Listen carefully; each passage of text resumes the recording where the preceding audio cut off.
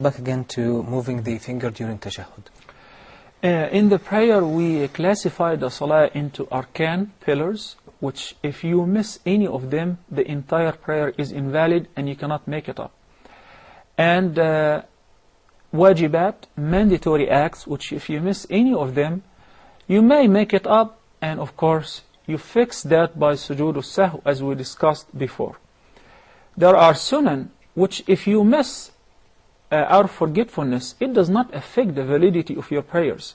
And there is something called hayat, the forms of the prayers. We're having so many different schools of thoughts as far as how to perform different forms in the prayer, such as, for example, the position of the index finger while reciting at-tahiyyat or at-tashahud. Various opinions of scholars, some of which rely on evidences, some of which rely on strong or weak evidences, and so forth.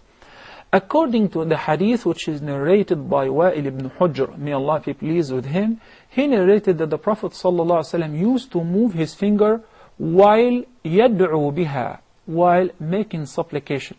Some of the scholars understood from that so long as you're reciting at-tashahud, you shake or you move your finger up and down this way.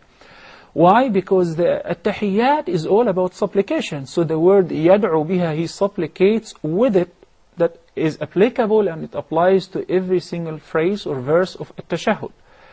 Others said, no, this extra addition, yuharrikuha, is odd and it's not in the original text. And they understood from that the musalli should keep his finger straight towards the qibla as long as he's reciting the entire tashahud. There is another party which said that, no, he would only move it or shake it or keep it up towards the qibla as long as he is reciting Ashhadu an la ilaha illallah wa ashhadu anna Muhammadan abduhu wa rasuluh. And those party, even they differ among themselves, and they said the purpose of that because it is a reference to the middle of the tashahhud, and others said because it is the shahada itself. In any case, as I mentioned earlier, these are all hayat. Whichever one you follow, according to the reference, it will not affect the validity of your prayer at all. So if you shake your finger, that's fine.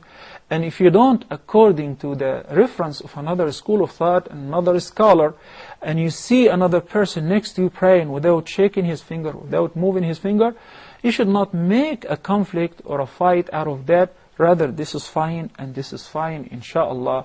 The most important thing in the prayer is to develop tranquility, humility, and khushu' in salah. And to focus on what you're reciting in the salah. Pay maximum attention to the one whom you're praying to, Allah the Almighty.